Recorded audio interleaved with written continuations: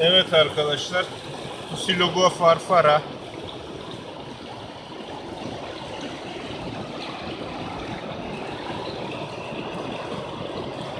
Öksürük otu olarak da biliyorsunuz arkadaşlar.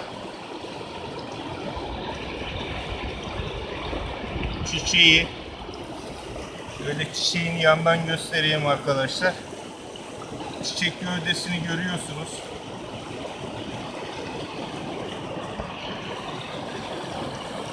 Neye iyi geliyor arkadaşlar? Göğsü yumuşatıyor. Öksürüğe çok iyi geliyor.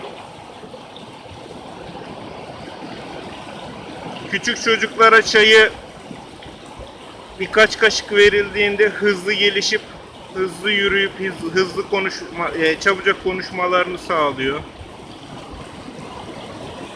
Diğer ismi deve tabanı.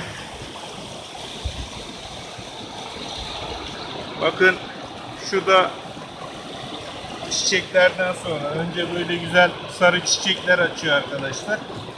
Tabi açalı çok oldu da baharda ilk çiçek açan çiçeklerdendir arkadaşlar.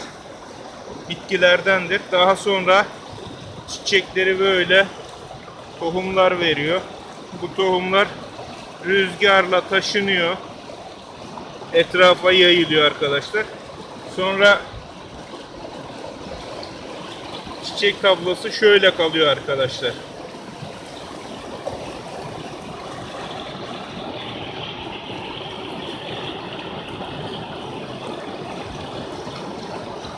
Evet, böyle su kenarlarında, dere kenarlarında, böyle dere kenarlarında kumluk, gevşek, tınlı toprakları çok seviyor arkadaşlar. Bakın şu da küçük hali yapraklarını.